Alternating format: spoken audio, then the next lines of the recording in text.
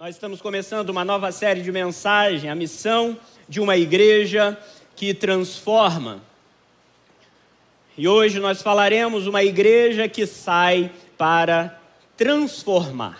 Atos, capítulo de número 5, a partir do versículo de número 34. Amém, queridos?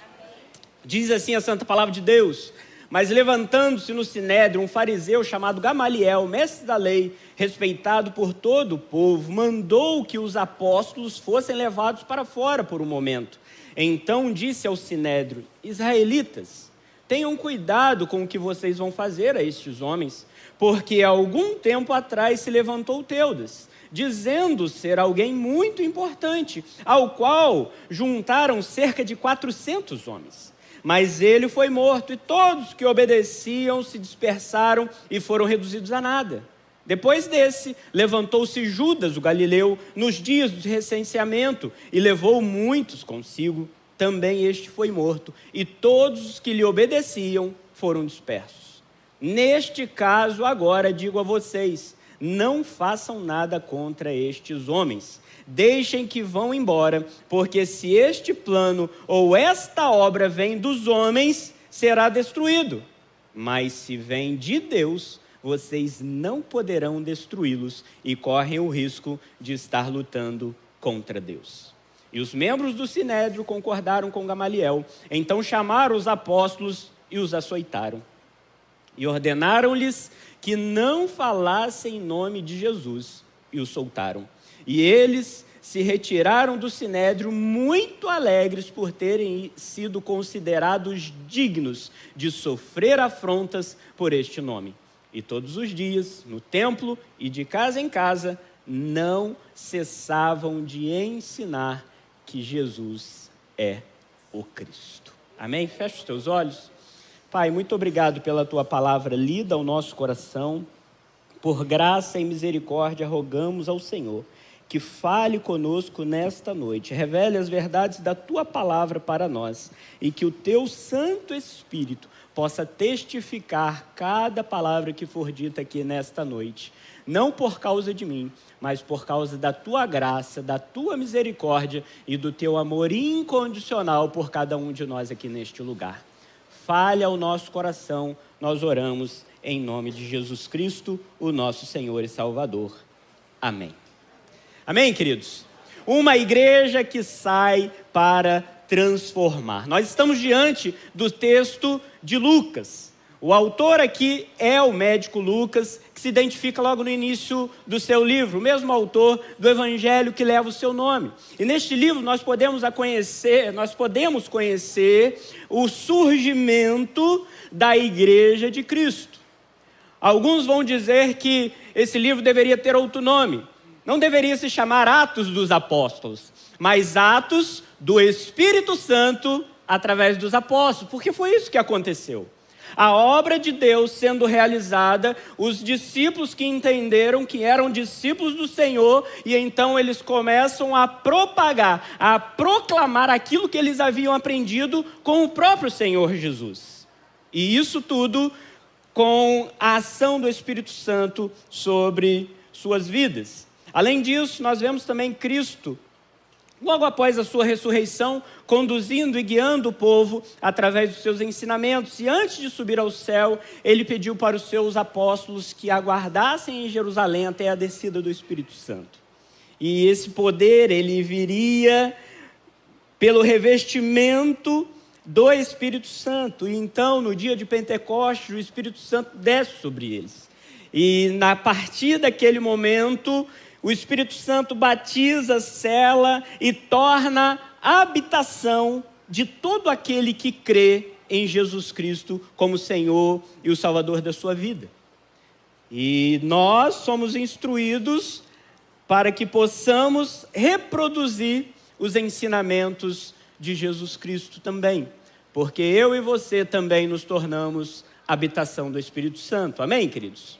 O Espírito Santo passou a habitar em nós. É importante nós alinharmos todas essas informações, porque nós vamos meditar em um texto onde nós vemos uma ousadia muito grande de homens que estavam cheios do Espírito Santo e foram impulsionados por esse Espírito Santo para a propagação e proclamação do Evangelho de Cristo. Ousadia sem Deus é aventura, mas ousadia com Deus é obediência. Guardou isso? E esses homens foram ousados não por uma aventura, não por algo que estava somente neles, mas porque estavam cheios do Espírito Santo de Deus. Amém? E a igreja, ela nunca foi chamada para imobilidade. A igreja não foi chamada para estagnação. A igreja de Cristo, ela nasceu em movimento, ela não nasceu para ficar parada. Ela foi idealizada em oração, enviada em missão, sustentada em comunidade e orientada pela genuína palavra de Deus. Desde os primeiros dias, nós vemos uma igreja reunida para adorar, mas enviada para servir. Enviada para fazer discípulos de todas as nações. Ela se reúne no templo, mas ela se reúne de casa em casa. Nós estamos aqui no templo, mas nós somos levados para levar a palavra genuína do nosso Salvador. Ela celebra dentro, mas ela transforma lá fora. Por isso nós somos chamados de sal da terra e de luz do mundo, para fazer a diferença na sociedade em que nós estamos. Esta é a igreja de Cristo, esses somos nós, porque vale lembrar que nós somos a igreja de Cristo.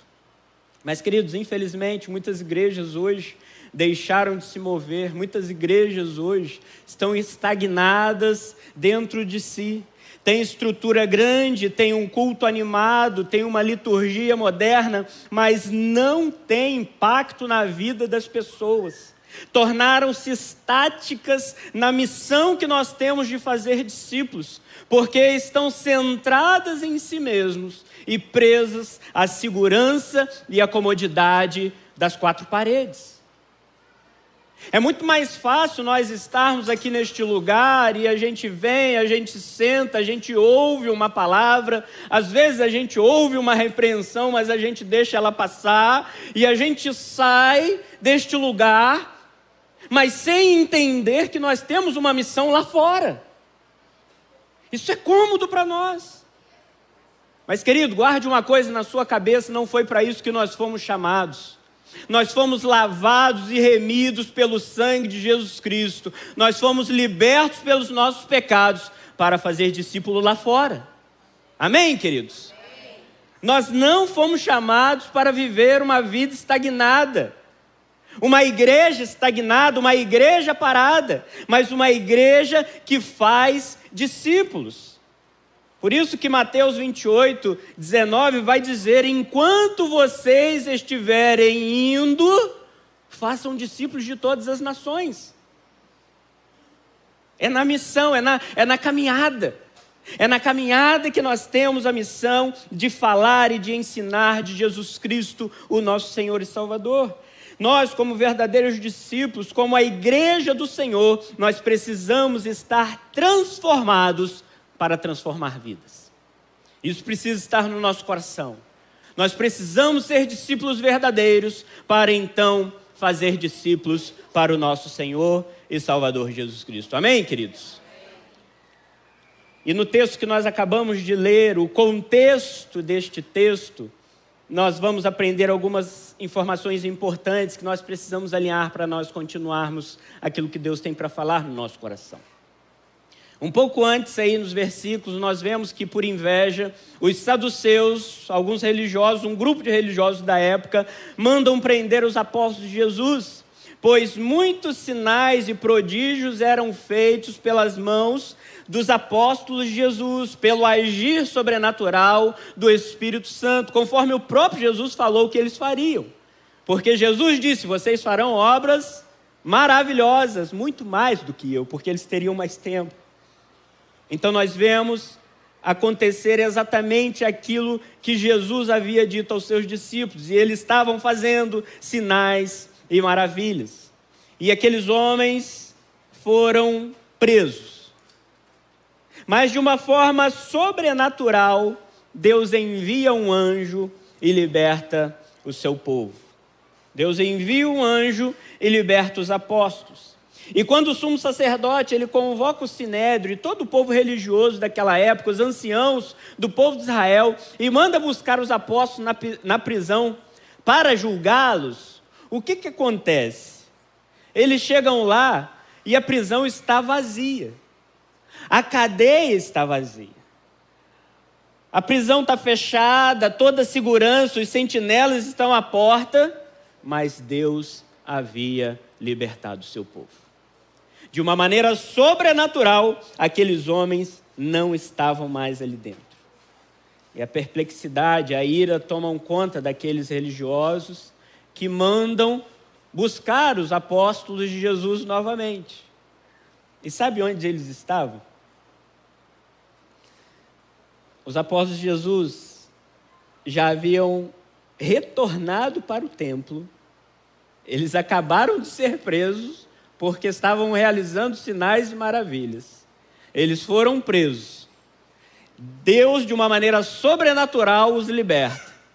E quando os religiosos vão procurá-los novamente, aonde eles estão? Eles estão no templo. Eles estão cumprindo a missão. Porque eles entenderam que eles tinham uma missão diante de Deus. E nada parou aqueles homens. Quando aqueles apóstolos, eles são pegos novamente e interrogados por Anás, sogro de Caifás, ambos sumos sacerdotes na época de Jesus, sobre a proibição de não falar mais do evangelho de Cristo, eles ousadamente vão dizer, Atos 5, 29, então Pedro e os demais apóstolos afirmaram: é mais importante obedecer a Deus do que aos homens. Abusados, né? Ousados, porque estavam cheios do Espírito Santo de Deus. Um cristão de verdade, queridos, entende que é a igreja de Cristo e de que nós somos a igreja de Cristo. Uma igreja de verdade entende que foi transformada pela ação do Espírito Santo para poder transformar vidas. Uma igreja de Cristo, a igreja de Cristo, ela não é a linha de chegada, mas o ponto de partida. A igreja de Cristo é um lugar de envio. A igreja de Cristo, enquanto nós estamos aqui na terra, nós temos a missão de ser santos e de fazer discípulos para o Senhor. Amém, queridos? Estes somos nós, o povo de Deus. O povo chamado para ser santo, o povo chamado para ser discípulo, o povo chamado para fazer discípulos de todas as nações, um povo chamado para ser uma igreja transformada, que através da sua vida irá transformar vidas. E nessa noite eu gostaria de compartilhar apenas 2 lições com os irmãos. A primeira lição que eu aprendo sobre uma igreja transformadora, o que eu preciso saber sobre uma igreja transformadora? Uma igreja transformadora, ela sabe que a melhor defesa do evangelho é guardar o decreto de Deus no tempo certo e da maneira certa, porque nada pode parar a igreja do Senhor. Guardou isso? Nada pode parar a igreja do Senhor.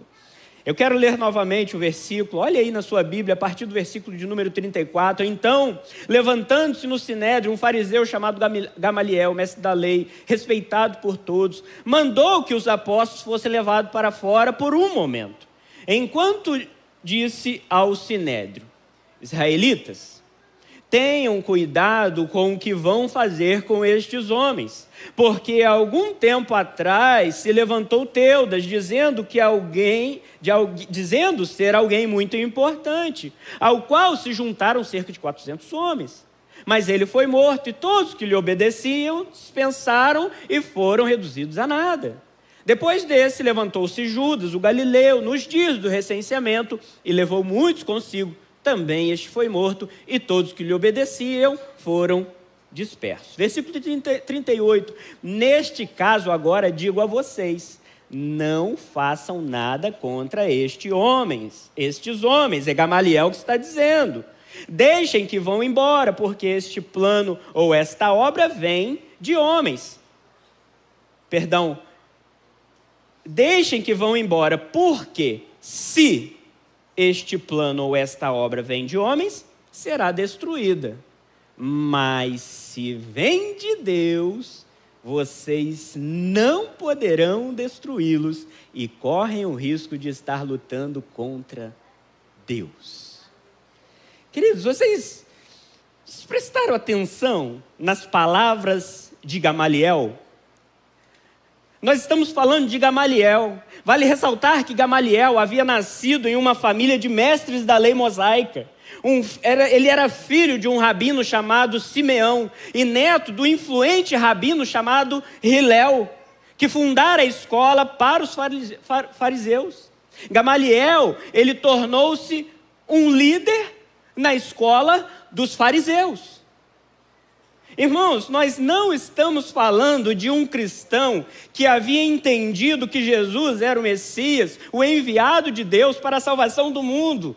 Essas palavras de aguardar, nós não estamos ouvindo de alguém que havia se entregado a Jesus, mas de alguém que era o mestre da lei, o professor dos mestres da lei. E olha a sabedoria destes homens, estamos falando de um mestre da lei judaica, que liderava a escola dos fariseus e discordava do messianato de Jesus. Não se sabe se por deboche ou por temor, ele cita os outros exemplos ocorridos em seus dias, de falsos mestres aparecendo por todo lado.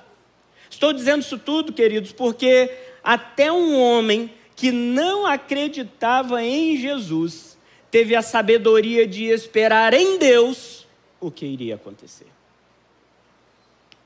Mas nós, que o conhecemos, que vemos o agir e o poder de Deus na nossa vida, o sobrenatural de Deus na vida das pessoas do nosso lado, nós desconfiamos do poder e do agir de Deus na nossa vida, porque nós não sabemos esperar o tempo de Deus e aquilo que Deus há de fazer na nossa vida.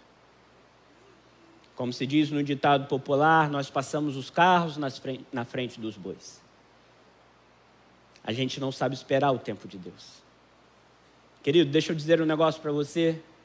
Deus estava no controle de tudo. E o mesmo Deus continua no controle de tudo. É o mesmo Deus que continua controlando todas as coisas e cuidando de cada um de nós, porque Deus age no tempo certo e na hora certa, e até um ímpio atento consegue ver isso. Que nós tenhamos também, queridos, essa atenção de observarmos aquilo que Deus está fazendo no nosso meio. A pessoa, ela pode até não seguir Jesus, mas ela sabe que Jesus, ele é poderoso. Quantos de nós já não foi convidado para orar por alguém diante de uma enfermidade? É ou não é verdade? Quantos de nós não é chamado para orar quando acontece um problema? Talvez essa pessoa, como Gamaliel, ela não acredite de fato que Jesus é o Messias, mas ela acredita que há poder no nome de Jesus Cristo. E talvez você está aqui nesta noite, você seja uma dessas pessoas que convida outras pessoas para orar, para interceder por você, amém? E essas pessoas estão aqui mesmo. Mas deixa eu dizer um negócio para você. Você também pode se tornar esse homem e essa mulher de oração. Você também pode se tornar de Deus. Basta você colocar a sua vida diante do altar da graça do Senhor. Amém, queridos? Este é o nosso Deus, este é aquele que supre as nossas necessidades. Esse é aquele que nós podemos celebrar. E talvez você seja uma dessas pessoas desconfiadas, mas Deus tem algo para você e para o seu coração. E sabe por que nós fazemos festa quando essas pessoas chegam? Sabe por que nós celebramos tanto quando essas pessoas chegam? Porque nós podemos ter a certeza de que nós temos as mansões celestiais preparadas por Deus para cada um de nós. Nós temos essa certeza viva no nosso coração. E ainda neste contexto nós aprendemos também que uma igreja transformadora, ela cresce naturalmente pela ação do Espírito Santo e pela obediência dos seus salvos. O versículo 38, neste caso de agora, digo a vocês, não façam nada contra estes homens, desde que vão embora, porque se este plano ou esta obra vem dos homens, será destruída. Mas olha o que diz, a preciosidade das palavras do versículo 39. Mas se vem de Deus, vocês não poderão destruí-los. Essa é a igreja de Cristo, indestrutível. E nada pode parar a igreja do Senhor. Uma igreja transformada sabe que a melhor defesa do Evangelho é aguardar os decretos de Deus, a vontade de Deus, que será feita no tempo certo e da maneira certa, porque ninguém pode parar a igreja do Senhor. Amém, queridos? Ninguém pode parar a igreja do Senhor. Diga para o irmão que está do seu lado, ninguém pode parar a igreja do Senhor.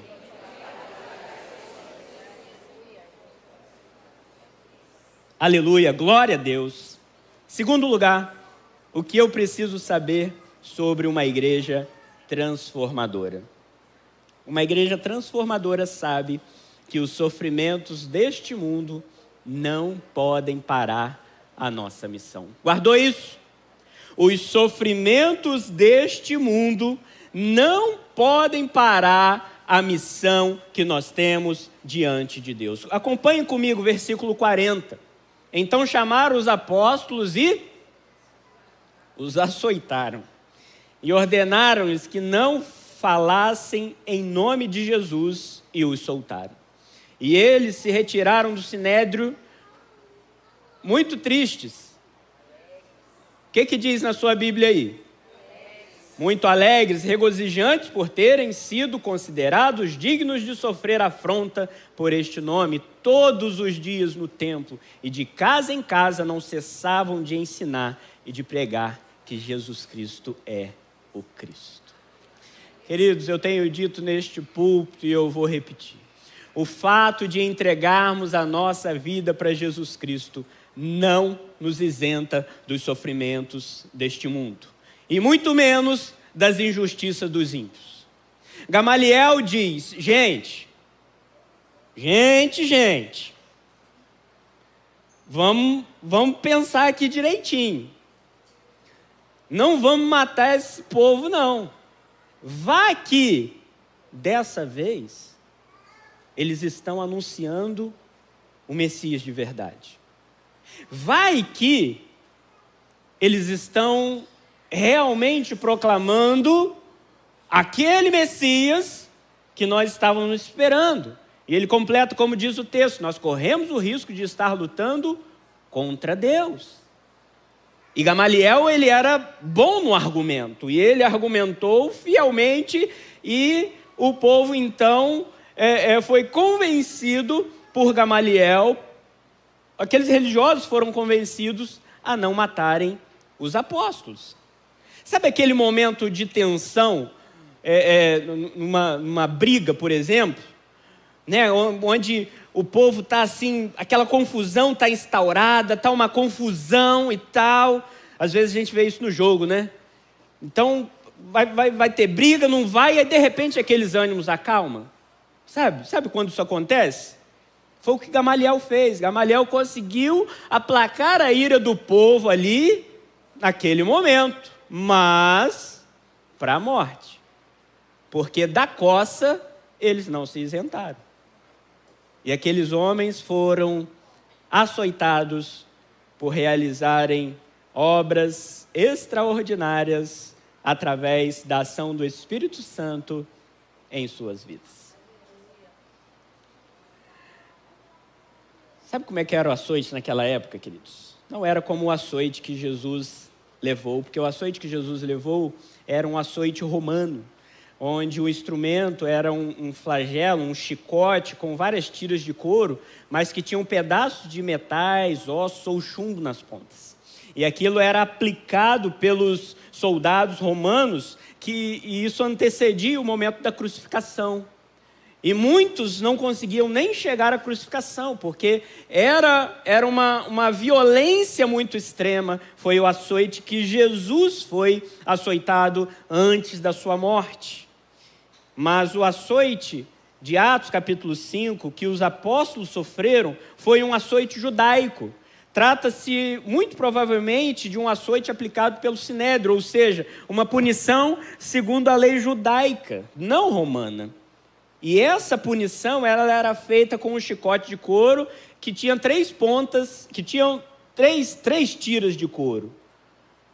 Não tinha ponta de metal ou ossos, mas doía. Já apanhou de correia? Já, gente? Já apanhou de cinto, assim? Do pai chegar?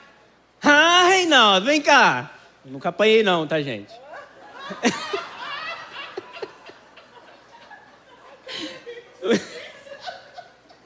Sempre fui um anjo. Mas aquela hora que o pai vira e fala assim: ah, menino. Aí já começa a arrancar o cinto. Já apanhou de cinto? Você imagina apanhar de um cinto triplo, né? Foi isso que aconteceu com os apóstolos de Jesus. E era costume daquela época, conforme Deuteronômio 25:3, eles aplicarem uma quarentena menos 1, ou darem 39 chicotadas no indivíduo para que ele pudesse levar, então, essa punição, né? Essa punição disciplinar. Por que eu estou falando isso tudo, queridos? E quis fazer você sentir a dor que você sentiu lá atrás. Porque o texto vai dizer que aqueles homens se retiraram do sinédrio muito alegres. Você gosta de apanhar? Uma pessoa normal normalmente não gosta, né? Mas aqueles homens ficaram muito felizes, porque eles sofreram pela causa de Cristo. E nós, como ocidentais, nós temos uma visão muito distorcida do que é sofrer pela causa de Cristo. Nós vivemos em um país sem perseguição religiosa, e nós achamos que as afrontas ideológicas espalhadas por aí são perseguição contra nós. Por isso que, em textos assim, nós não conseguimos entender a profundidade daquilo que estava acontecendo. Porque quando nós falamos de perseguição, nós estamos falando de perseguição de verdade. Nós nos esquecemos do que a palavra diz. Romanos 8, 15 a 17 vai dizer: porque vocês não receberam um espírito de escravidão para viverem outra vez atemorizados, mas receberam um espírito de adoção, por meio do qual clamamos Abba, Pai. O próprio Espírito de Deus confirma no nosso espírito que somos filhos de Deus. E se somos filhos, somos também herdeiros, herdeiros de Deus e co-herdeiros com Cristo, se com Ele sofremos, para que também com Ele sejamos glorificados. Aqueles homens estavam felizes, porque eles sofreram pela causa de Cristo. Quer um conselho, querido? Quer um conselho?